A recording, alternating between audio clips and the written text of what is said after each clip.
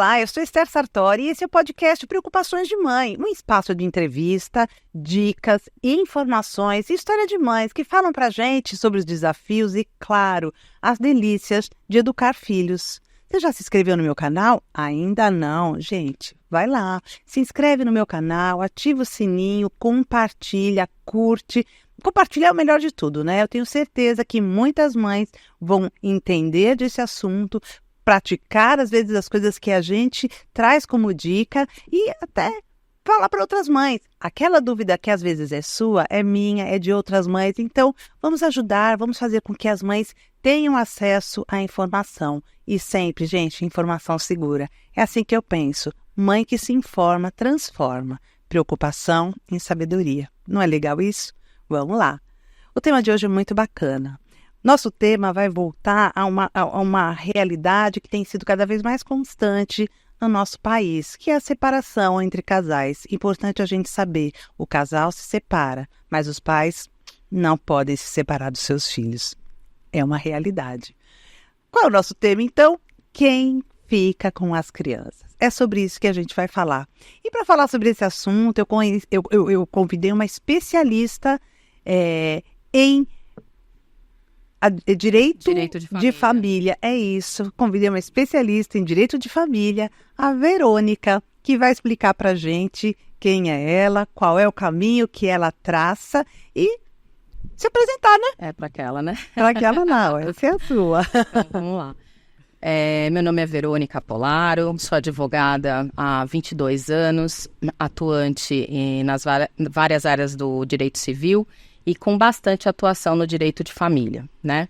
Nos últimos anos eu tenho atendido também as servidoras do município e, via de regra, 90% do assunto está relacionado ao direito de família mesmo. A questão de divórcio, guarda, separação, direito de visita, enfim, toda essa problemática aí que a gente vai tentar resolver de uma maneira amigável. Amigável, assim, né? Já desde aqui. Isso. Gente, o meu encontro com a Verônica foi muito bacana. Na verdade, a gente se encontrou numa cafeteria. E isso é muito legal, porque não que eu fique de ouvido na conversa dos outros, mas nesse dia aí em particular, eu ouvi a Verônica falando e eu gostei muito da forma como ela estava trazendo um contexto para uma outra colega da área. Pois é. Eu falei, poxa vida, acho que esse assunto vai ser bem legal para ser trazido para as mães atualmente, não é? Isso. Então, seja bem-vinda, é um prazer receber você aqui. Obrigada pelo convite. Opa, fico feliz, a gente vai poder colaborar e trazer informação bacana, eu acho que isso é importante, Sim. Não é? Então, vamos lá. Eu vou começar com aquela pergunta que é a pergunta de praxe mesmo, né? Opa, saiu minha tela aqui, perdão. Essa dúvida é uma dúvida frequente. Quais são as formas de guardas previstas pela lei atualmente no Brasil? As formas de guarda, hoje, a regra geral é a guarda compartilhada. Opa, vamos lá. Que significa o quê? As pessoas confundem guarda compartilhada com guarda alternada, tá? Guarda alternada é uma criação jurisprudencial, não está exatamente na lei, mas a compartilhada está. Alternada seria aquela que fica, o filho, ele fica 2 ou 3 dias na casa do pai, depois outros 2 ou 3 dias na casa da mãe, durante a semana, né? Eles vão alternando esses dias de moradia do filho, né? Mas a regra geral é de guarda compartilhada, que significa o quê? A residência fixa da criança, ela fica com um dos genitores. A gente chama no processo, né? E lar de referência, né? Mas as obrigações e direitos, elas estão garantidas para ambos. Porque antigamente tinha muito aquela praxe, a guarda fica com a mãe e o pai tem direito de visita. Só que esse direito de visita, ele ficava limitado a levar no parquinho, para um passeio no shopping, um cinema, tá tudo certo, tudo muito gostoso no fim de semana, e acabava não participando do restante da vida dessa criança, né? Que seria vida escolar, emocional, depois na adolescência vem namoros, passeios, saídas, baladas, buscar e trazer, toda aquela dinâmica que a gente sabe como mãe, né? Então, o intuito do legislador na guarda compartilhada foi trazer essa responsabilidade de um dos cônjuges, geralmente era o homem, mas agora não é mais assim, que ficava muito apartado disso, né? Então, assim, também é um dever ali a guarda compartilhada, não é só um direito. Então, o dever dele participar dessa vida escolar de maneira administrativa, de poder levar a um médico, de eleger um médico, está com gripe, não está com gripe, vou levar no otorrino ou vou levar num clínico geral, poder optar pelo tratamento ali, o remédio, tudo isso, né? Ministrar essa medicação, ir às reuniões de pais e mestres, né? Todas essas obrigações aí, né? Que os genitores têm para a formação dos filhos. Você é mãe, né? Eu sou mãe. Você é mãe. Eu sou mãe e madrasta. Mãe. Primeiro madrasta, depois mãe. É importante a gente tirar esse peso da palavra madrasta. Pois né? Porque a gente coloca, quando fala madrasta, tem a impressão que a madrasta é a da Cinderela, é a da Branca de Neve. Isso, Enfim, a gente vai construindo um cenário de madrasta muito ruim, muitas vezes, não é? Isso. E ser madrasta não desmerece, não é um demérito, né? Para quem cuida e para quem está ali acompanhando outra criança, não é mesmo? Isso. Os direitos e os deveres são praticamente iguais nessa realidade, não é mesmo, Verônica? São. Eu acho isso importante a gente deixar claro para todas, né? Eu tive essa experiência pessoalmente, né? Porque o meu enteado morou com a gente durante um bom tempo, né? Nessa ocasião foi uma coisa muito tranquila, porque foi uma opção dele, ele ficou morando com a gente, ele tinha total liberdade para ir para casa da mãe dele quando quisesse, ele já começou numa fase de pré-adolescência, para adolescência, para depois vida adulta, então eles vão ficando mais independentes mesmo, e ele sempre foi muito independente, então ele tinha esse trâmite de ida e volta quando quisesse, mas morou com a gente por um bom tempo, praticamente até casar. Olha que né? legal isso. Então aí eu acho que eu vi a guarda compartilhada na prática, que começou até antes dessa discussão, né? Porque a guarda compartilhada, ela tem que ser de muito comum acordo entre os pais, né? Eles têm que estar numa situação de estar se dando bem, porque se tiver um conflito, aí fica difícil, porque senão você vai perdurar esse conflito, né? E não é o intuito. Se você chegou aí, se o casal chegou numa situação de divórcio, é porque a vida em comum já não algum conflito deve ter tido e ela não tem mais sentido. E aí ficar estendendo esses conflitos por conta de uma guarda compartilhada, que aí o genitor e a genitora eles têm que ter contato todo dia. Então, eu acho que não é interessante para a criança também, né? Para o filho, para a criança, para o adolescente, né? Então, a guarda compartilhada, por isso que ela é jurisprudencial, ela é raridade. Desculpa, a alternada, tá? Agora, a compartilhada, como eu estava dizendo, é a regra hoje, via de regra, né? Então, em tese, a justiça determina a guarda compartilhada se eu vou até o Poder Judiciário, bater na porta do Poder Judiciário, porque eu não fiz, por exemplo, de maneira amigável. Então, eu vou pedir, uma das partes vai sozinha até o Poder Judiciário iniciar um processo. Então, a justiça, o Ministério Público se manifesta, sempre, a maioria das vezes, optando pela guarda compartilhada, e a regra é que o juiz vai determinar isso liminarmente, né? E aí, se houverem conflitos, assim, muito complexos, com caso de violência, daí vem as exceções para essa guarda ser unilateral. E aí ela fica unilateral para um dos cônjuges, né?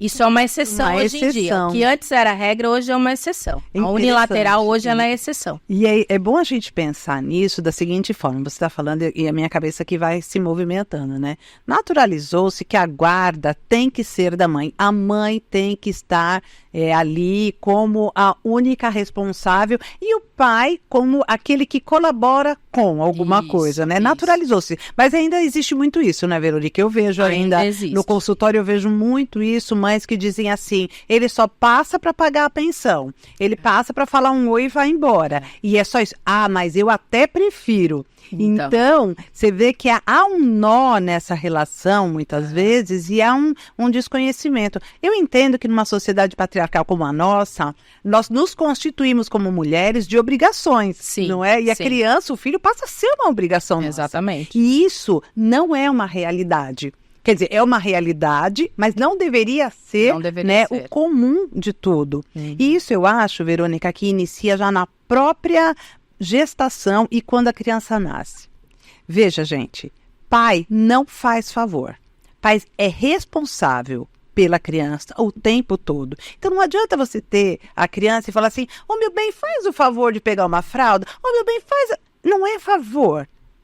Porque vocês têm ali algo que que está em comum, que é o filho, e os dois são responsáveis pela relação que estabelecem com essa criança. Mesmo porque é importantíssima a presença do pai em todos os momentos, mesmo que haja a separação. Aquilo que eu falei no início vale. Sabe o quê? A separação é entre o casal. Sim. O filho não pode estar apartado disso. Ele faz parte, não vai sumir, né? Não é porque você separou que a criança some. Sua responsabilidade permanece.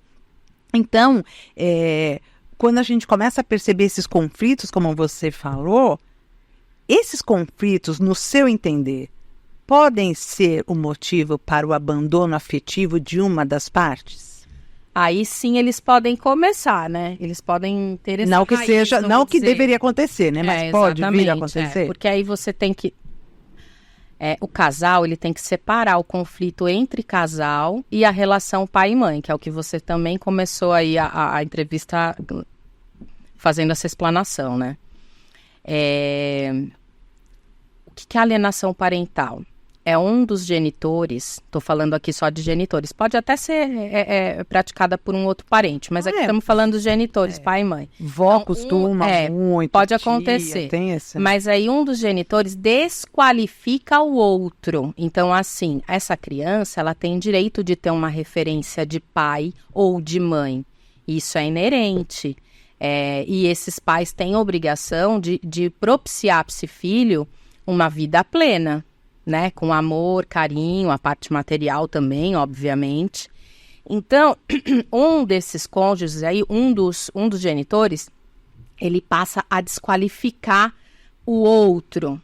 Seu pai não presta, o seu pai é isso, a família dele não se porta bem em determinadas situações, o sangue dele é ruim, sabe? Aquilo que já até virou piada, mas assim, não é possível isso, né? Porque você está aniquilando essa referência, né? Tanto ou do pai ou da mãe. O pai, por sua vez, também pode... sua mãe não presta, ela já arrumou um namorado, começa a usar palavras de baixo calão com relação à sexualidade dela. Então, assim, não se pode. Hoje existe uma legislação que definiu a alienação parental e ela não é permitida. Ela é passível de ser levada à justiça e ela vai ser averiguada pelo juízo através de entrevistas psicológicas e sociais, né?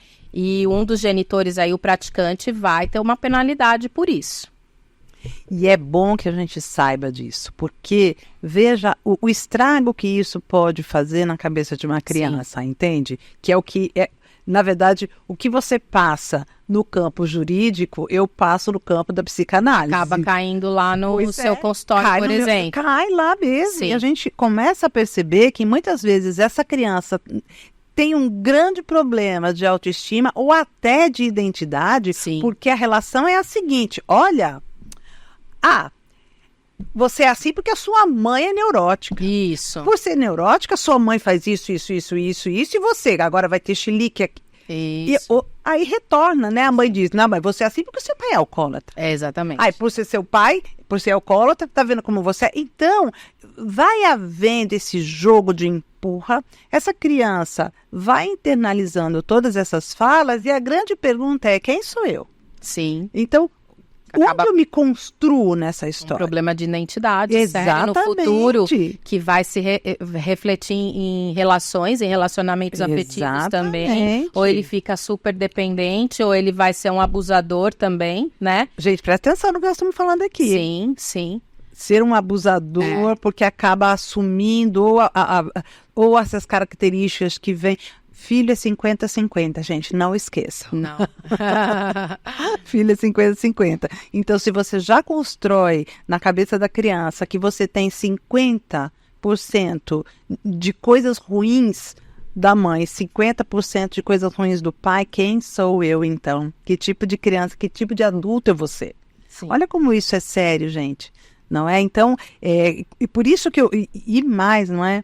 Quando a gente fala da alienação parental, até se podia explicar o que é teoricamente, para que essas mães, essas avós, essas tias entendam que elas estão passíveis mesmo de responderem a isso, não é? Sim. Caso venham a fazer. Praticamente essa definição, é desqualificar o outro cônjuge, né, ou o outro genitor. Então, tá sob a minha guarda, tá sob o meu poder ali, né? E aí eu vou colocando na cabeça dessa criança que esse pai não presta, que não vale a pena, que isso não é pai. E aí eu vou desconstruindo, né? uma referência que ele deveria ter ali, né? Paterna ou materna. Então, é assim, é basicamente isso, é desqualificar o genitor, o outro genitor. Desqualificar. Você veja como as questões são uma loucura, né? Se você pensar, como as disputas, como as famílias ou os pais, eles são capazes de fazer dos filhos um pivô das suas próprias disputas. Exatamente. Não é? Aí que você me deu um gancho, então. Então pode trazer que eu vou, puxar. Às vezes, essa desqualificação é uma mágoa daquela mulher com aquele homem, daquele casal, né? Ela quer atingir o outro porque ela não terminou o relacionamento ali de uma maneira adequada, ela não se conformou ou com o fim do relacionamento, ou pelos abusos que ela sofria, ou pela infelicidade que ali ela... Ou ele. E aí, ele passa a utilizar essa criança como arma, né? Então, ele faz essa alienação com o recado certo, para ele voltar lá para o outro lado, a criança voltar lá para o outro lado, para o outro genitor, e tratar mal, evitar, xingar, e por aí vai, né? Fica violenta, tem criança que fica violenta em casa, né? Na volta da visita do outro genitor. Eu tenho muito relato disso. Tem um relato, volta violento, volta agressivo, arredio, não quer comer, não quer isso. Muda totalmente de personalidade, vamos dizer assim, né? E reproduz as falas em casa, as falas né? em Eu casa. vejo isso bastante também. Reprodução das falas em casa. Aquilo que escutou fora, traz para o contexto familiar. Isso. E traz com o mesmo tom agressivo e ofensivo. Sim. Ou para o pai ou para a mãe. Gente, isso é uma coisa tão complicada a gente pensar, que você... É interessante, né? Você sabe que isso faz mal para a criança, porque isso faz mal para você também. Sim, evidente. Você sabe que isso faz mal, mas você continua fazendo. E eu vejo isso muitas vezes quando eu digo para você, não sabe que isso não é legal para o seu filho? Por que você faz? Isso não está atingindo ao pai só, ou à mãe só. Isso está atingindo ao filho, não é? Que eu acho que é ele que tem que ser preservado. Na verdade, gente, a criança é o elo frágil de tudo isso. Sim. E se eu não consigo olhar para essa criança como elo frágil, então, qual é o meu papel nesse processo todo? Além do mais, né, eu fico pensando que numa estrutura bem organizada, numa estrutura assim, que seja funcional, o que se preserva, o que se tem que olhar mesmo é quem? A criança, não é? É a criança. Então, essa criança tem que permanecer naquele ambiente e preservada. Quando eu já trago todos esses contextos, eu estou preservando essa criança? Não, de modo algum. Eu não estou preservando. E você falou sobre o pai ou a mãe estarem cientes que estão praticando isso e que faz mal para a criança, que eu acho que isso aparece muito no consultório, né? Hoje a justiça ela tem um mecanismo a mais, vamos dizer assim, que são as oficinas de parentalidade. São profissionais ligados ao direito ou não, tá? Eles têm que ter nível superior. E eles fazem um programa lá, um curso oferecido, estou falando aqui no âmbito do Tribunal de Justiça do Estado de São Paulo. Eles participam desse curso e eles se formam como monitores dessas oficinas de parentalidade. E aí, os juízes têm determinado que esses pais vão frequentar as sessões dessas oficinas de parentalidade, que elas se desenrolam ali dentro do próprio Poder Judiciário, alguma locação do Poder Judiciário. Aqui em Indaiatuba, por exemplo, ela se desenrola dentro da Faculdade Max Planck, que ali tem o Sejusc também. Sim. Então, aí é onde, de repente, esses pais também sofreram abuso na infância, né? E eles têm esse modelo já pronto. E aí eles vão acordar para isso, eles vão aprender que isso faz mal para o filho, né? Que há uma reprodução, e isso é muito comum, a reprodução. Isso é feito através de palestras, de filmes que são expostos lá. E os juízes têm determinado, em alguns casos, já liminarmente, que esses pais frequentem essa oficina. E não tem como fugir, né? Tem que ir e acabou. Em tese. Então vamos às brechas. Alguns pais fogem, mas... Vem com um atestado. Mas a maioria tem ido sim. Nós temos alguns resultados positivos. Eu acho isso maravilhoso. Uma mesa de mediação também é sempre muito boa. A própria justiça oferece sempre, né, nos casos de família, e hoje, em via de regra, todos os processos, mas nos casos de família sempre foi assim. A princípio você inicia com uma audiência de conciliação, né? Então alguém distribui lá a demanda, eu estou com essa demanda, quero o Poder Judiciário para poder julgar, porque não consegui me divorciar, não consegui definir guarda, etc, etc. Então aí, liminarmente, se marca essa audiência aí de conciliação, né?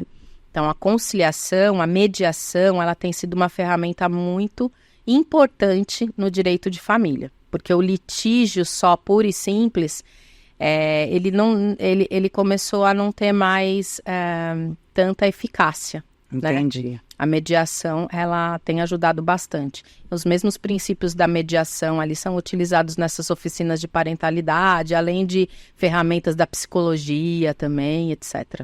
Porque a parentalidade é uma coisa nova. Né? Parentalidade, aliás, até o próprio termo, muitas pessoas perguntavam para mim, o que é parentalidade? Por que se fala de parentalidade, não é? Parente, via de regra, é aquela pessoa distante que você não queria visitar, né? Que vem na sua casa para sujar papo e parente, chega em casa, eu visita sem avisar. Vem, suja a casa e vai embora, né? Isso. Essa uma realidade que a gente tinha. E porque isso, para mim, assim, gente, de novo, né? Eu sou de gerações passadas já.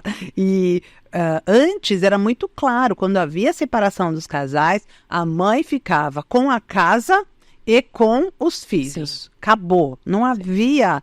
Para você conseguir ter a guarda de uma criança, tinha que ser um negócio muito, muito, muito pesado. Sim. A mãe tinha que ter um histórico, né?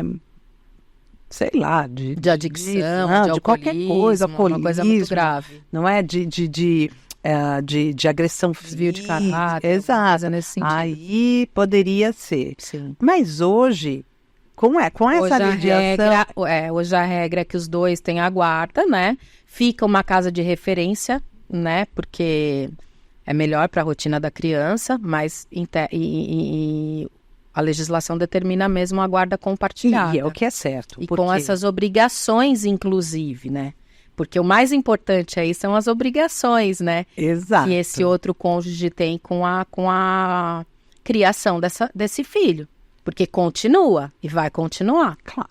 Vai continuar. Exato. E outra, você achar que está pagando a pensão e já está fazendo muito, não funciona assim. Mas nós estamos falando de uma realidade, a nossa realidade. Né? Sim.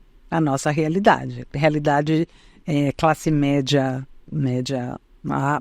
alta e mulheres brancas, que estamos aqui discutindo um assunto de mulheres brancas, falando... Agora, o contexto brasileiro é bem diferente. Como é que a gente dá conta, não é, de trabalhar com essas outras realidades? E muitas vezes isso nem chega, não é? Nem chega. Apesar que a Constituição, ela prevê direito ao acesso ao judiciário, né? Exato, gratuitamente. Então, através de convênios ou diretamente com a Defensoria Pública, né? No estado de São Paulo a gente tem Defensoria Pública, mas ela não atinge todas as cidades. Então aí as defensorias dos estados, né, no estado de São Paulo, ela faz uma parceria com a OAB, um convênio, e aí são advogados que têm ali os inscritos, né, para atender essa população mesmo, né. A pessoa passa, a mãe ou o pai, né, passa por uma triagem financeira na OAB e depois vai ser distribuída para um escritório da cidade mesmo. Então, assim, dá para exercer o direito. Mas, via de regra, a gente fala de pais ausentes que a gente não vai achar endereço, né? Esse é o ponto que crianças que não têm nem o nome do pai também no registro de nascimento.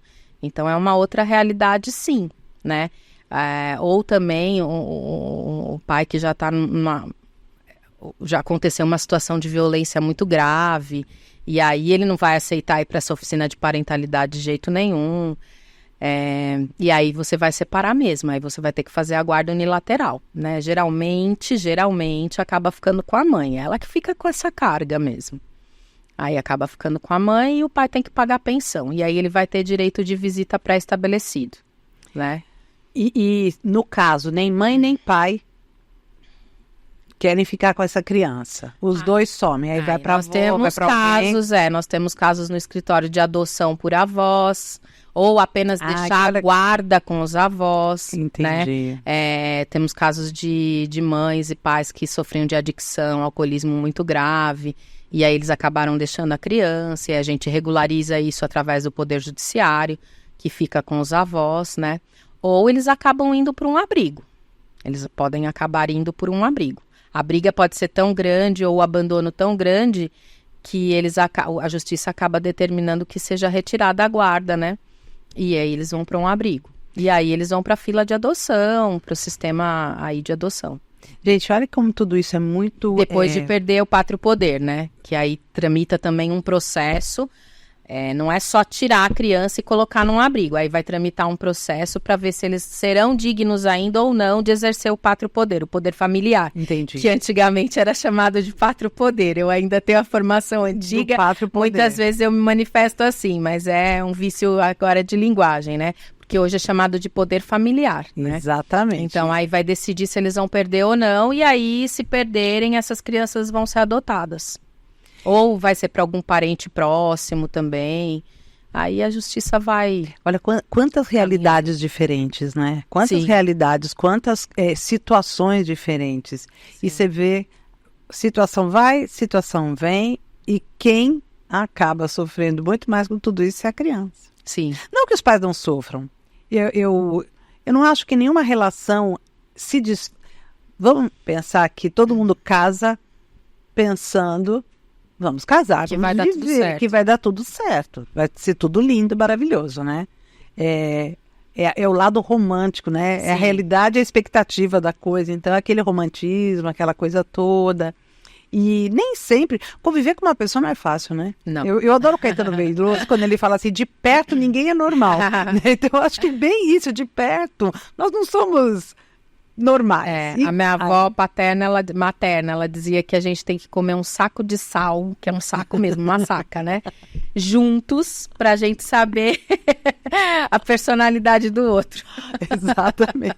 Não é? Porque antes a gente fala, se você viaja junto, você sabe. Mentira que você não sabe. É tão gostoso, viaja junto, vai passear, porque beleza. O namoro é tudo de bom, né? Nossa, delícia, sem compromisso. Exatamente. Só estamos namorando, vamos viajar. O dia a dia da casa... E porque eu vi uma pesquisa, já o ano passado, essa pesquisa acho que saiu ano passado, esse ano teve uma reformulação, enfim, que diz que o índice de casais que se separam no primeiro ano de vida do bebê é muito grande. Dá uma desestabilizada emocional grande o bebê. Vem um cansaço muito grande da mãe, né, a princípio, pelo desgaste do parto e tudo.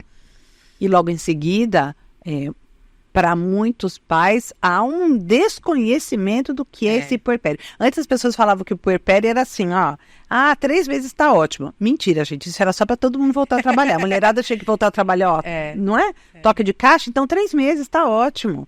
Hoje a gente percebe que esse puerpério pode demorar anos. Pode sim. Pode, e até você ter uma regulação, até você ter todo um reconhecimento de você de novo, como...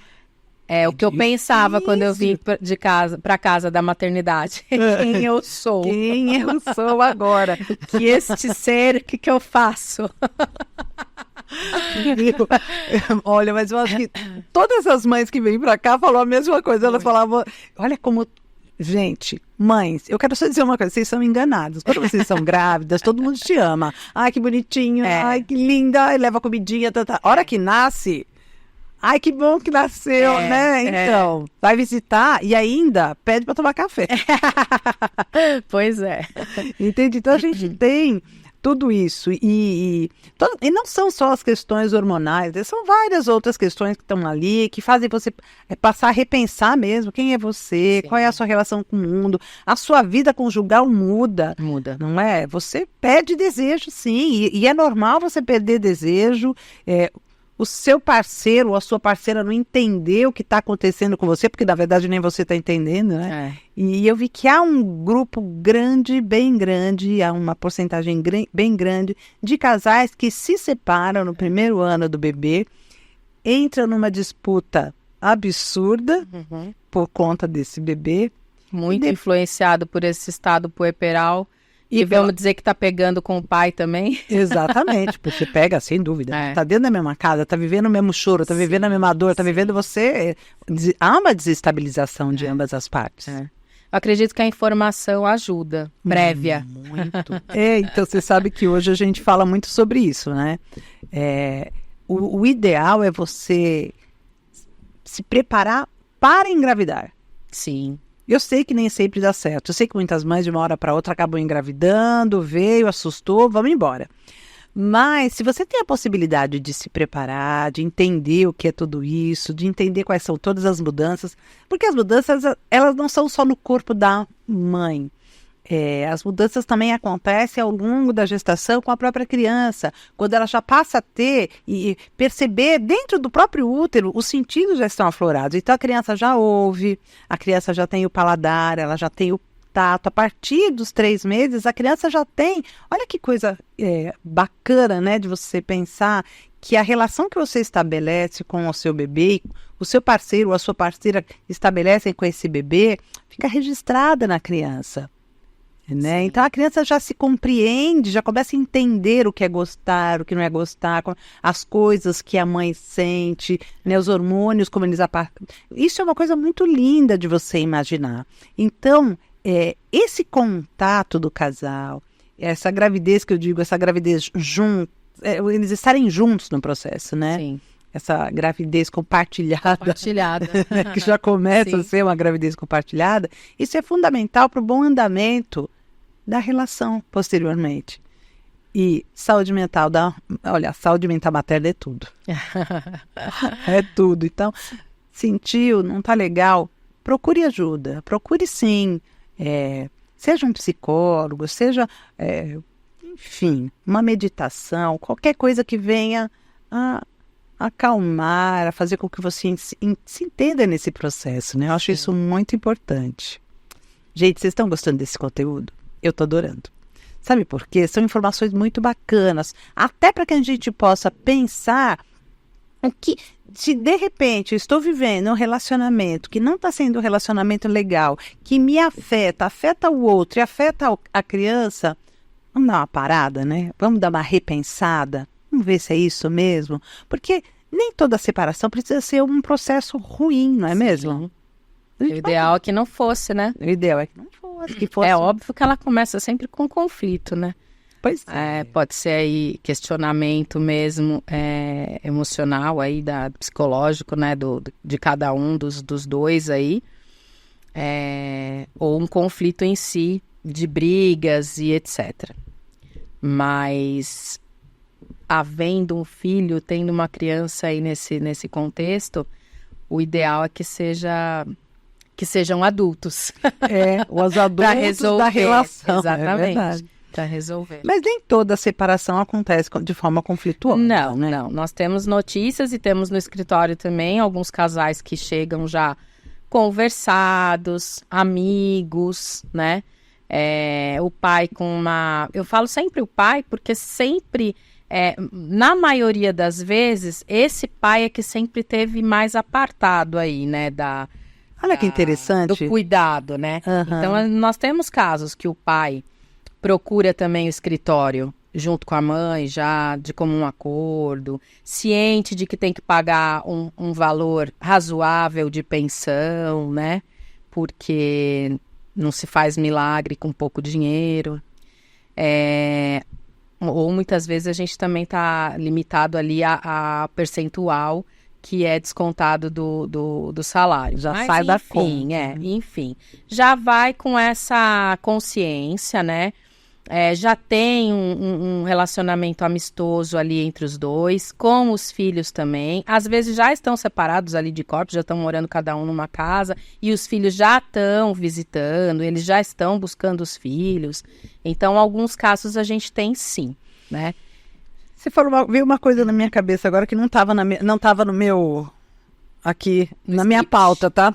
Mas isso acontece toda vez que eu entro no programa, eu sempre mudo a minha pauta.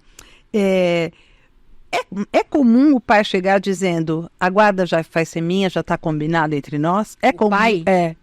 Não, isso é comum, mas acontece. Hoje acontece. Nunca, antigamente não acontecia. Porque eu não lembro de nenhum realmente, olha, eu não estou lembrando de nenhum caso que... Era muito difícil, mas hoje acontece até que numa frequência média. Olha que legal você imaginar sim, isso. Sim, existe sim. E de comum acordo? Comum acordo. Olha que legal. Outra pergunta, que agora é curiosidade minha mesmo. Tá. Gente, eu tô curiosa, fiquei curiosa com isso. Quando o pai fica com a criança, quem paga a pensão? A mãe?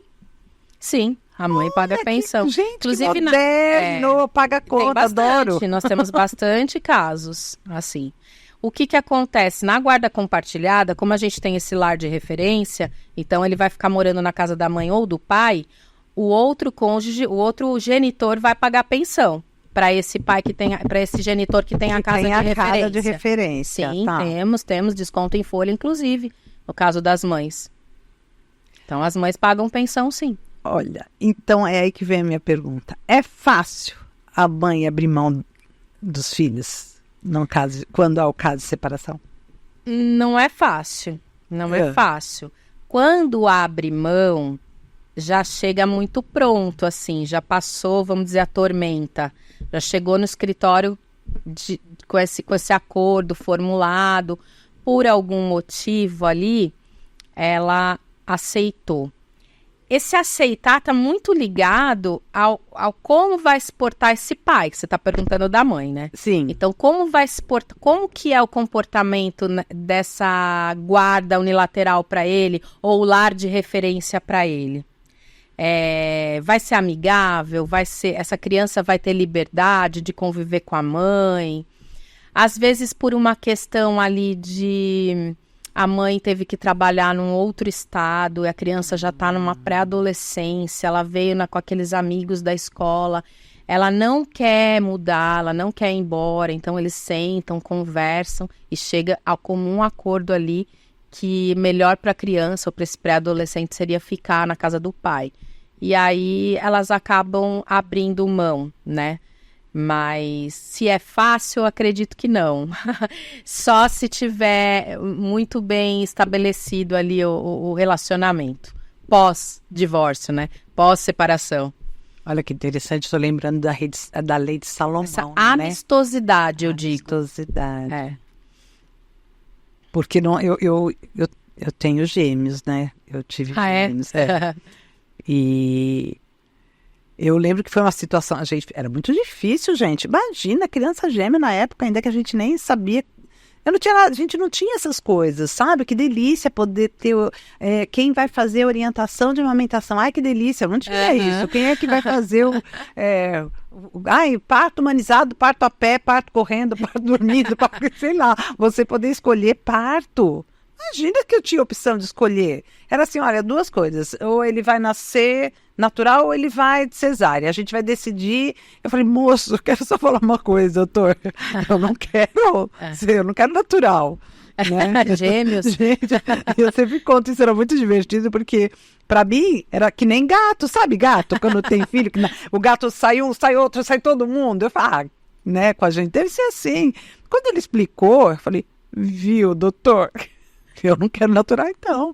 Porque você sente toda dor nasce um.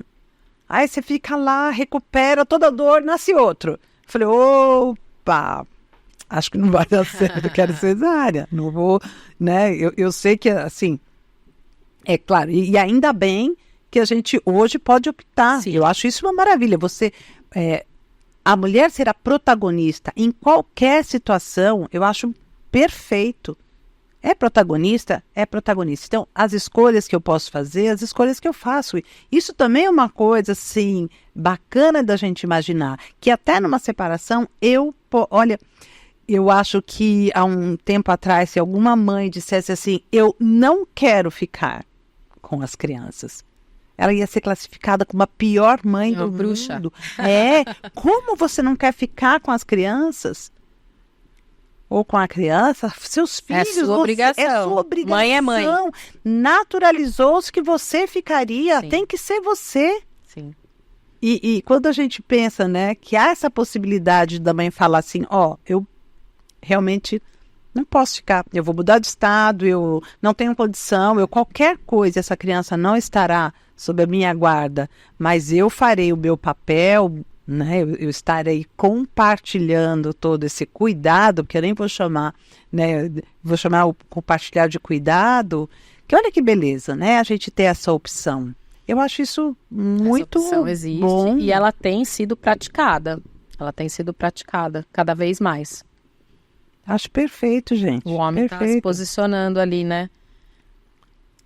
Eu acho como bom. Colaborador ali, cuidador também. Tem, né? Ele é responsável. Sim. Né?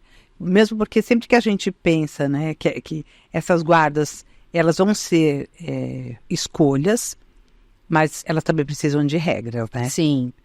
Aí tem as regras. Então. Isso que é muito legal. Porque a gente vai vendo que, tá bom, o senso comum diz a mãe fica. Mas a justiça diz os dois têm que ficar e dividir esse cuidar. E mesmo porque a presença do pai é importante. A presença do pai na constituição dos filhos é fundamental. Sim. Né? E a psicanálise deixa isso bem claro. O pai tem um papel, a mãe tem outro papel. E a constituição do indivíduo depende da potencialização desses papéis. Então, não adianta a gente achar que já que a mulher nasce apta, a mulher não nasce apta, a gente aprende. Essa história de que nasce uma criança, nasce uma mãe, é uma coisa tão enganosa, porque a gente não nasce mãe, nasce tanta coisa, nasce culpa, nasce medo, nasce desespero, nasce um monte de coisa. E aí, a hora que você vai aprendendo a conviver com esse filho, aprendendo a fazer desse filho um indivíduo, aprendendo a fazer as coisas, não é? Você vê que é um aprendizado. Por que não o pai não seria capaz de aprender? Talvez não do jeito que eu faria, mas ele vai fazer do jeito dele. Sim, isso é muito importante. Isso é importante. Porque às vezes os conflitos aí nascem com esse objeto. Eu quero que seja feito dessa maneira. Eu quero que ele faça dessa maneira. E quero que ela...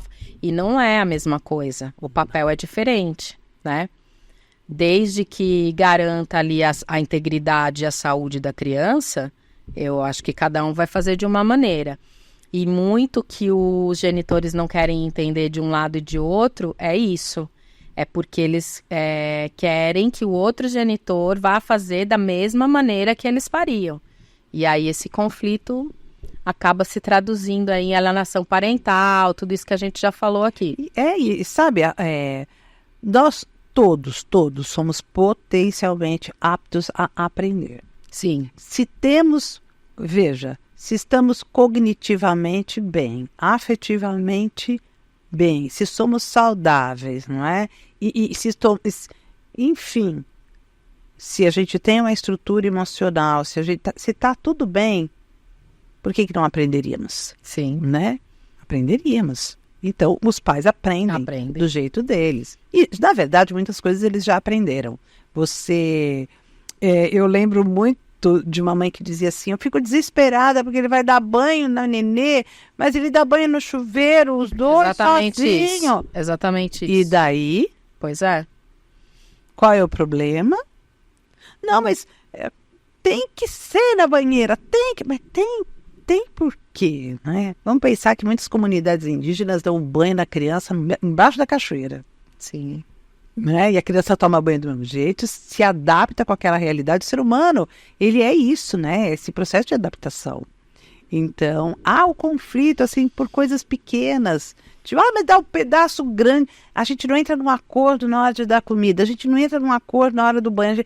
Não é um acordo porque às vezes essa ideia de que você sabe e o outro não. Isso. Então, de certa forma, isso vai afastando. Que pega bastante. Exato. Nos conflitos. Por que ele não pode fazer do jeito que ele quer? Exatamente. Não é? Então eu vejo isso de uma forma muito complicada. E os pequenos conflitos, às vezes, vão crescendo de uma forma tão grande, né? Pois é. Às vezes as pessoas falam, é a pasta de dente. Não, gente. Não é. É a gota d'água, né? Porque o copo já estava cheio. Às vezes é a incapacidade da gente perceber que o outro faz do jeito dele. Aí já vamos para psicanálise. Eu levo mesmo tudo. Eu falo, viu, bonito? Vamos sentar aqui e vamos conversar sobre o que é, né? Porque há o direito também do pai de fazer da forma dele, e há o direito da mãe de fazer da forma dela. Contanto que não haja risco, contanto que a coisa seja bem estruturada, tá tudo bem, né? Que é muito importante essa mãe dar essa oportunidade para esse pai de se fazer presente, até pela formação do indivíduo, como você me falou aí na área da psicanálise. Exatamente. Né? Fazer o papel dele, isso é muito bonito, abrir mão desse seu modelo de dar banho ou de dar a comida, etc., e deixar esse pai se aproximar. Participar, né? Participar de fato. Porque isso dá uma segurança na criança. Absurda. Num futuro adulto. Eu acho fundamental essa presença. Eu acho fundamental a diferença. Eu acho importante cada um saber qual é o seu espaço ali dentro. Sim. Como é que as coisas se constituem, como é que é cada indivíduo. Conviver com a diferença é ótimo, gente. A gente aprende tanto. Eu acho perfeito. Mas, ao mesmo tempo, esses desacordos nas relações, principalmente quando se refere a visitas, é porque não se estabelece regras para isso, né? Sim, aí... Há regras. Há regras. Então, vamos a elas, que é bom a gente mesmo saber. Na guarda compartilhada, como a gente vai ter esse lar de referência, né? Então, aí a gente estabelece... A princípio, quando tá tudo bem, a visita vai ser livre. Então, a gente coloca lá no termo, né, que vai ser livre. Porém, a gente já pré-estabelece algumas regras em caso de um possível desentendimento. Ótimo. Tá? Então, vamos lá. Tá isso tudo que eu quero bem. Entender bem. Então, tá na casa da mãe. Aí, lar de referência com a mãe, a visita. O pai tem direito de visita, mesmo na compartilhada, para organizar tudo isso. Então, a visita dele pega a sexta-feira na escola, devolve no domingo às 18 horas, de 15 em 15 dias, ou todo fim de semana. Tá indo tudo muito bem, começa a ter conflito. Porque eu não quero esse fim de semana, porque ele chegou atrasado, porque eu tinha que sair, e a criança ficou esperando, e eu também. Aí começa a ter conflitos. Então, essa regra está pré-estabelecida. Tem que cumprir o que está no papel, né? Então aí você vai bater na porta do Poder Judiciário novamente para cumprir o seu acordo que está ali pré-estabelecido, tá? Mas se tiver tudo bem, dá para exercer livremente. Olha, nessa quarta-feira vai ter um futebol não sei aonde, ou então eu vou levar meu filho num jogo de tênis. Eu vou no aniversário de um amigo que eu quero levá-lo, é no meio da semana. A gente sabe que acontece festas Nossa, também no meio da direto. semana. E se tivessem casado, iriam os dois e a criança. Então, pode levar? Vai, então vem buscar. Então, aí vou trazer ele não tão tarde e tal. Então, assim, o ideal é essa forma livre, para a criança se sentir bem. Ah, eu vou na festa do amigo do meu pai, mas do amigo da minha mãe também, né? Então, aí se tiver, as regras estão pré-estabelecidas, mas você pode exercer livremente se vocês estiverem de comum acordo. Agora, houve conflito, então vamos fazer valer as regras. Aí o cliente bate na porta do escritório. Doutora, eu preciso trabalhar, que eu estou fazendo um bico no fim de semana e eu tenho que entrar às 18 horas lá no buffet e ele não chega, ele chega atrasado, ele diz que ele não vem, eu quero obrigar. Como é que a gente faz? Tem uma multa, o juiz vai obrigar. Ai, que judiação. Então assim, às vezes a mídia divulga umas notícias aí, baseada em uma jurisprudência, em uma decisão judicial. Juiz lá do estado, não sei da onde, determinou que o pai seja multado por não estar visitando o filho, tá? Mas é um caso isolado. A justiça tem se posicionado que esses pais vão ter que se entender. Eles vão ter que se entender. Então, extremo caso aí, que vai ser estabelecida uma multa para esse pai que não foi visitar. Uma penalidade, que seria só multa, né? Deixar de ver o filho, eu acredito que não seja uma penalidade, porque daí vai ser uma penalidade para o filho, né? Exatamente. Então, assim, manter o máximo de amizade, né? E no caso, em alguns casos que a gente vê, né? Eu tô falando isso porque são os casos que batem. Sim. Eu não quero que ele pegue a criança. Então. Isso acontece. Não acontece? Eu sei que tem, porque assim, eu atendo mais que dizer assim, eu não quero que ele leve. Mas por que você não quer?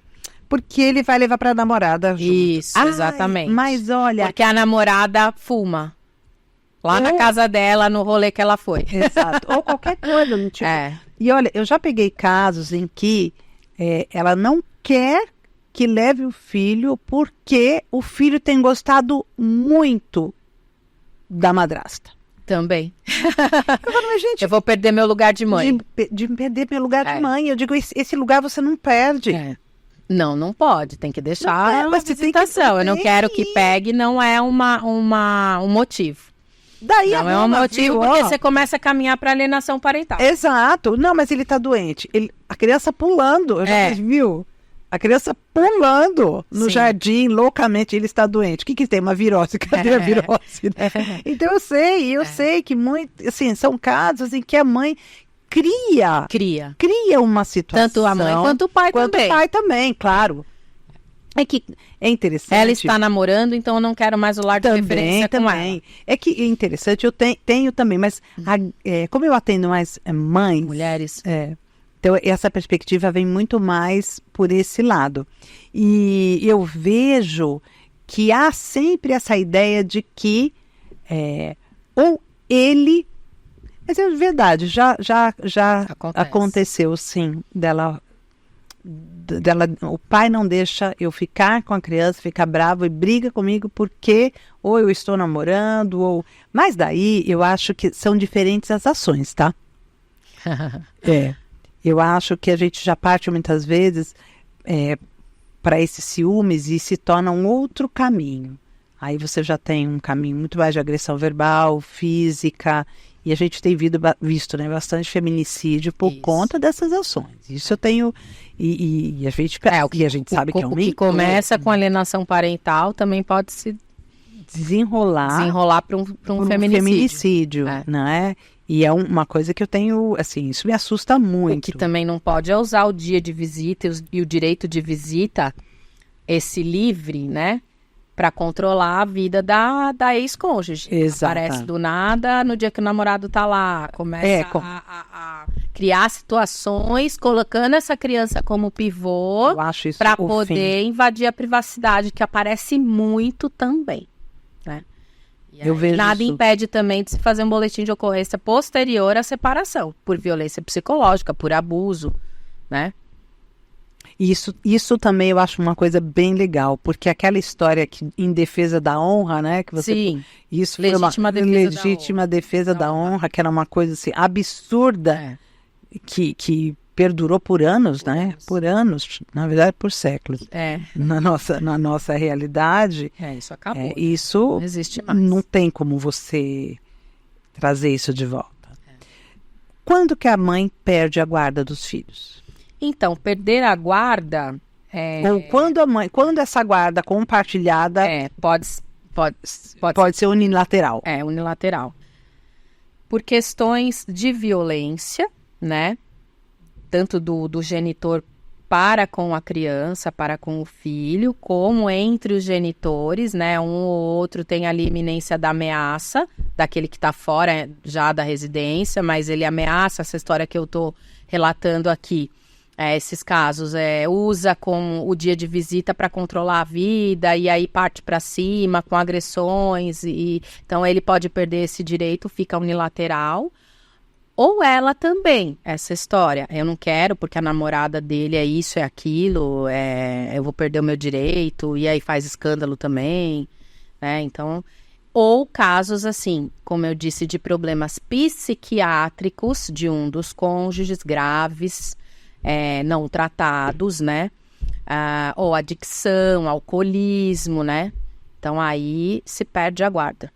Abuso desses menores por genitores, né? Tudo isso comprovadamente em processo. Todos os processos correm em segredo de justiça, e aí vai ter a avaliação psicológica, avaliação social, né?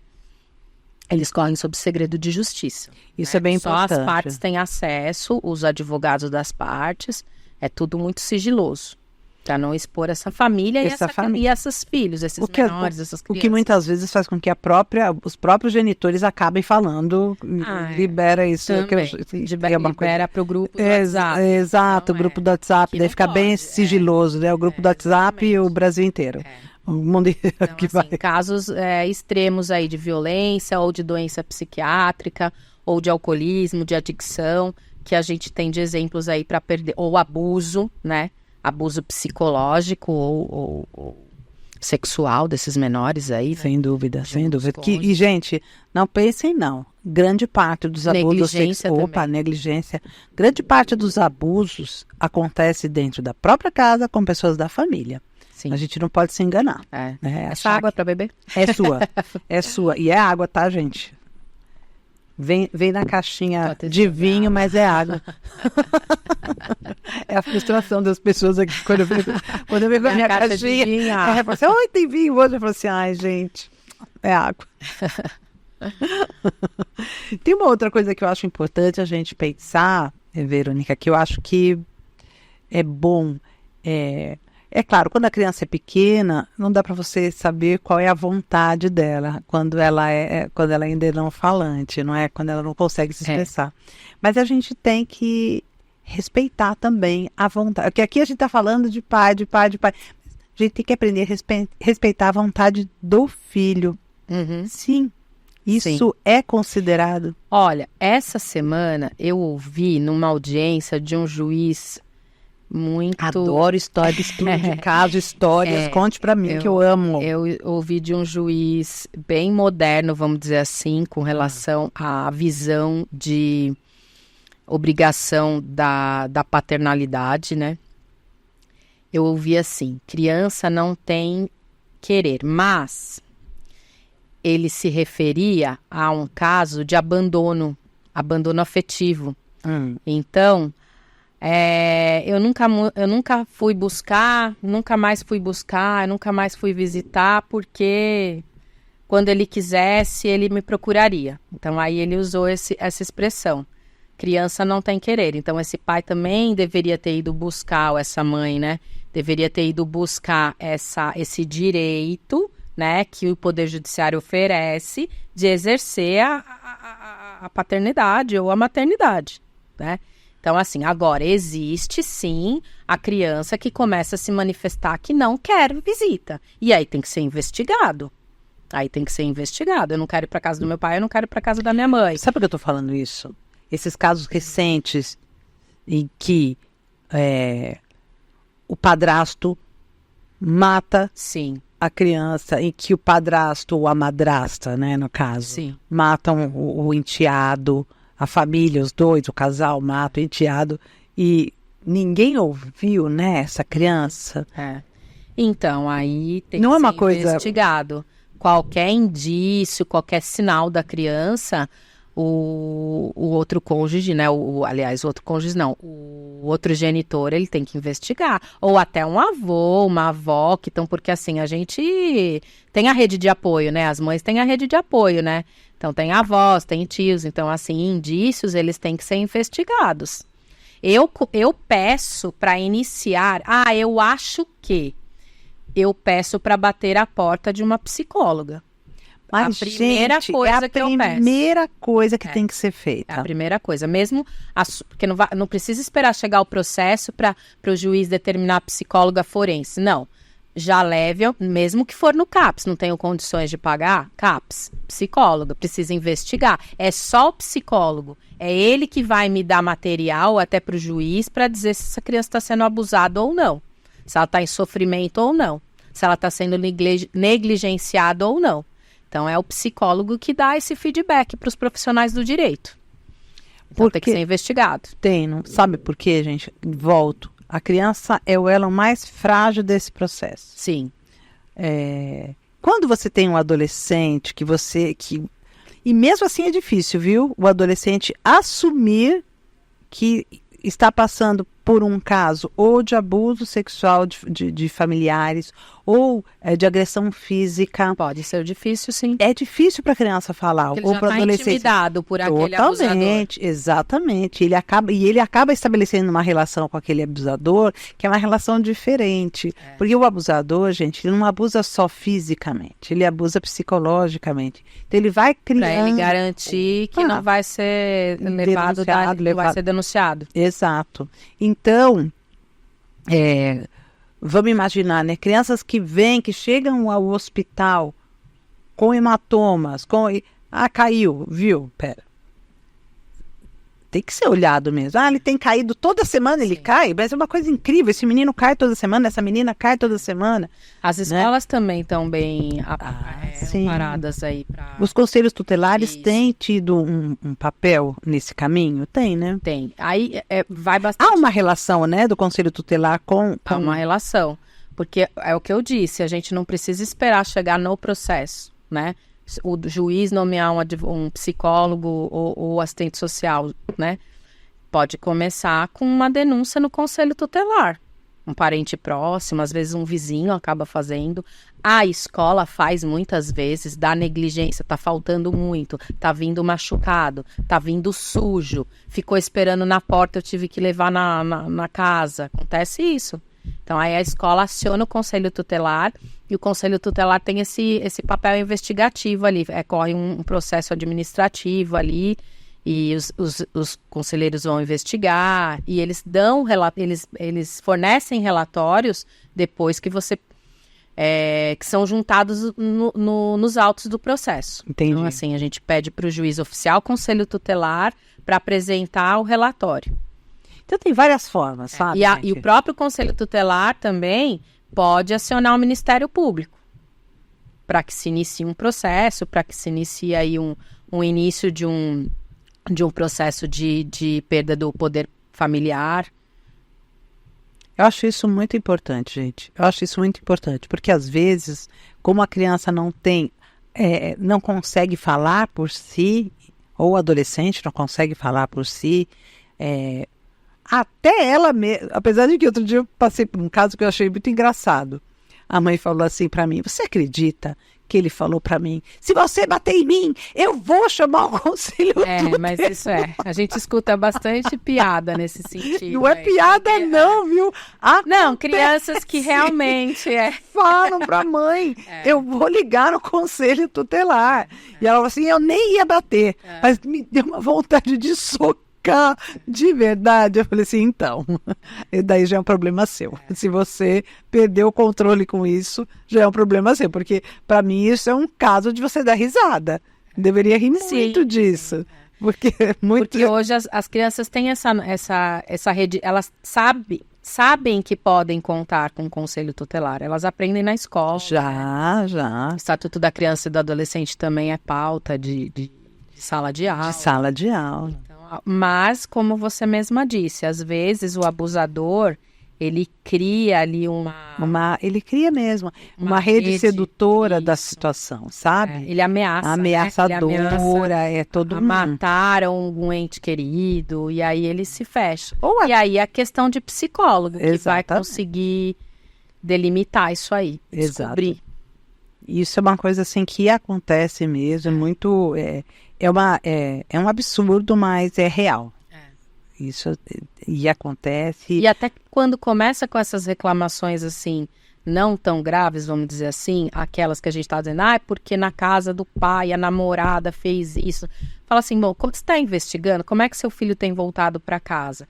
Começa a levar numa psicóloga, então. Vá você também fazer uma primeira sessão, né? Vá junto. Porque é o psicólogo que vai dar ali pra gente subsídio. Exatamente. Através de laudos, de pareceres. E outra, vai acessar, né? Você dentro da clínica, dentro do trabalho, você consegue acessar. Sim. Quais são os caminhos, né? E algumas situações, gente, são tão claras,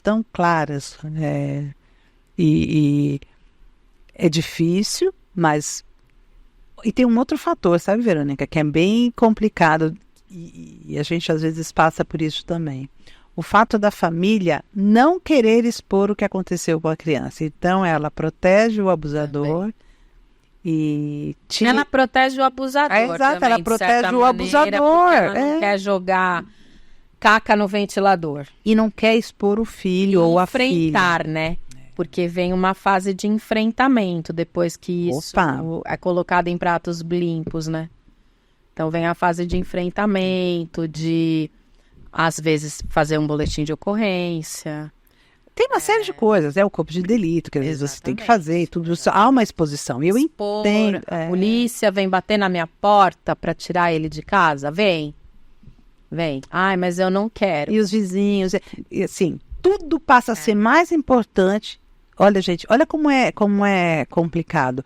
Tudo passa a ser mais importante do que a saúde mental, às vezes, da criança. Pois é. E nada deveria ser mais importante. Não. Nada deveria ser mais importante. A saúde mental deveria ser preservada, física e mental. Vamos lá, né? A saúde física e mental deveria ser preservada a qualquer custo. Toda vez que você protege o abusador, toda vez que você... Esse abusador está solto. Uhum. Pode ser que não aconteça mais com o seu, mas vai acontecer com outros. Porque o problema não termina aí, né? Não.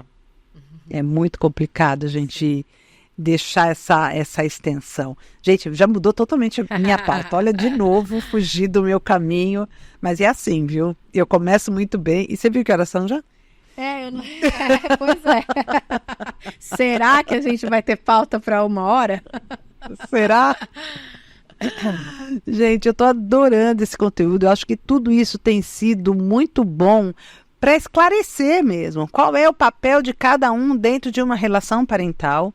Não é? E deixar bem claro que filho é filho. Ele não assume o papel de pai, ele não assume o papel de mãe, ele vai fazer o seu papel de filho em todas as situações. E o adulto tem que ser sempre quem? O pai ou a mãe. Ou, hoje a gente vê uma constituição familiar muito diversa, não é? Então, sim. E é interessante a gente pensar nisso, né? Nessa constituição familiar diversa, muitas vezes, mas quem é a mãe? Gente, numa constituição familiar diversa, cada um vai fazer o seu papel ali. Então, outro dia uma amiga minha falou assim, meu Deus do céu, o meu filho, ele teve uma união afetiva, união afetiva, né?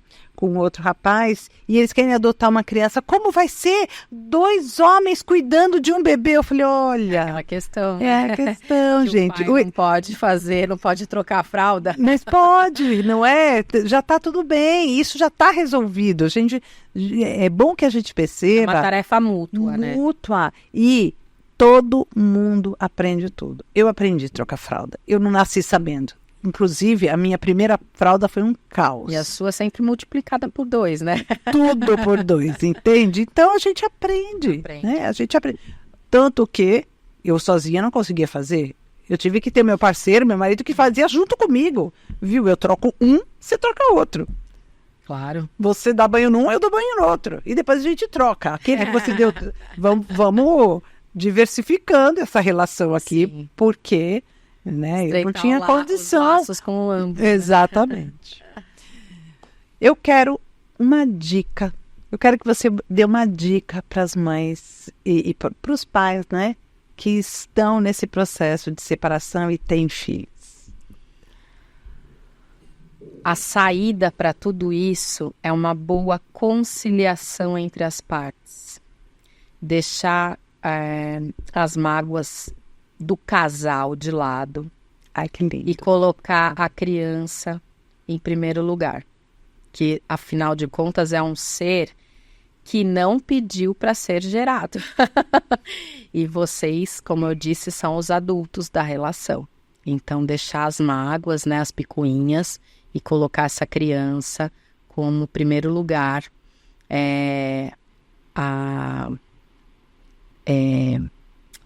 Vamos dizer assim, o cuidado que você tem que ter com essa criança para não transformá-la num adulto problemático, né? Então, assim, você tem deveres com essa criança. Então, coloque esses deveres aí em primeiro lugar. E o amor, né? Porque o amor cura tudo, resolve tudo, né? Famílias de baixa renda, como você explicitou aí no meio da conversa... Mães que cuidam sozinhas, geralmente mães, né? Elas acabam com o amor resolvendo tudo. Elas acabam criando, né? Então, assim, o amor para esse filho é o que vai ser o diferencial. Colocar ele em primeiro lugar, o bem-estar dessa criança. O bem-estar, ela merece, né? Ela merece essa relação saudável. Ai, que legal. A criança merece mesmo, gente. Seja criança, seja adolescente, merece. Somos todos merecedores disso. Gente, eu adorei esse papo. Foi muito bom. Eu acho que a gente conseguiu trazer muita coisa bacana. Pois é. Eu agradeço demais a sua presença. Eu acho que vai colaborar com muitas mães. Eu acho que pode ser mesmo que venha a fazer com que algumas mães repensem. Sim. E pais também, né? Pais, né? Que alguns pais e mães repensem as relações que estão estabelecendo com os seus filhos, com os né, com os seus ex-cônjuges. Às vezes, a boa conversa e o amor, como você colocou, dão conta, né, de sanar tantas pequenas coisinhas, né? Nem tudo vai pro judiciário. Nem né? tudo. Não deve ser exceção. Mesmo falando uma profissional da área, deve ser exceção nesses casos. Olha lá, gente. Dá para resolver em casa? Dá. Mesmo que seja cada um na sua. Amigavelmente. Amigavelmente. Isso, cada um na sua. Mesmo que seja cada um na sua casa. Mas dá para resolver. Sim. Gente, foi um prazer. Foi muito todo meu. bom receber você Agradeço aqui. o convite mais uma vez. Isso. Onde as pessoas podem encontrar você? Pode passar um contato seu, ou Instagram.